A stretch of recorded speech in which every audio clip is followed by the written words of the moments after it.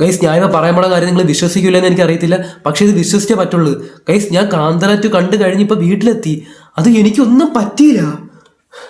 നിങ്ങൾക്ക് വിശ്വസിക്കാൻ പറ്റുന്നുണ്ടാ? എനിക്കൊന്നും പറ്റിയില്ല ഇതുവരെ. ഈശ്വരൻ ഇവിടേക്ക് വന്നിട്ടുണ്ടോ? ഗൈസ് അങ്ങനെ കാന്തര 2 കണ്ട് പടം ലാഗായിരുന്നു, ശോകമായിരുന്നു എന്നൊക്കെ ചോദിച്ചാൽ എനിക്ക് പേഴ്സണലി ഈ പടത്തിൽ നിന്ന് ഒരുത്തരം ലാഗോ അല്ലെങ്കിൽ ബോറിങ്ങോ ഒന്നും അനുഭവപ്പെട്ടിട്ടില്ല. കാരണം എന്താന്ന് വെച്ചാൽ ഫസ്റ്റ് ഹാഫ് തുടങ്ങി തീരുന്നത് വരെ കാന്തർ ഷാപ്പ് എങ്ങനെയായിരിക്കും ഫലിക്കുന്നത്, ജീവൻ എങ്ങനെയായിരിക്കും പോകുന്നത്, തിയേറ്റർ പൊട്ടിത്തെറിച്ചിട്ടാണോ, തിയേറ്റർ പൊളിഞ്ഞു വീണിട്ടാണോ എന്നുള്ളൊരു ആകാംക്ഷയായിരുന്നു. പക്ഷെ ഫസ്റ്റ് ഹാഫ് കണ്ടു കഴിഞ്ഞ് പുറത്തിറങ്ങിയിട്ട് ഒന്നും പറ്റിയില്ലെന്ന് പറഞ്ഞപ്പം എനിക്ക് കുറച്ച് ധൈര്യമായി. അങ്ങനെ ആ ധൈര്യത്തിന്റെ പുറത്താണ് സെക്കൻഡ് ഹാഫ് കാണാനായിട്ട് കയറിയത്. പക്ഷെ അതായത് ഞാൻ ചെയ്ത വലിയ തെറ്റ്. സെക്കൻഡ് ഹാഫ് കണ്ടു തുടങ്ങി, സെക്കൻഡ് ഹാഫിലെ ബാക്ക്ഗ്രൗണ്ട് സ്കോർ അതിലെ അലർച്ച അതും ഇത്തും എല്ലാം കൂടെ കേട്ടപ്പോൾ തന്നെ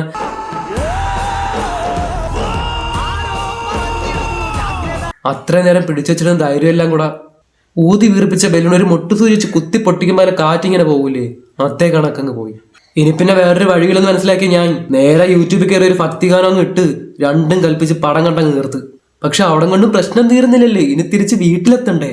വീട്ടിലേക്ക് വരുന്ന വഴിക്ക് ഏതെങ്കിലും ടിപ്പറാ, ലോറിയാ അല്ലെങ്കിൽ ഏതെങ്കിലും KSRTC ബസ്സാ കണ്ട വണ്ടി നൈസായിട്ട് സൈഡിൽ പാർക്ക് ചെയ്തിട്ട് പിന്നെ പയ്യെ ഇഴച്ചടിച്ച് ഒരു വിധത്തിൽ വീട് വരെ എത്തിച്ച് തിരിച്ച് വീടെത്തിയപ്പോഴാണ് കുറച്ചെങ്കിലും സമാധാനമായ.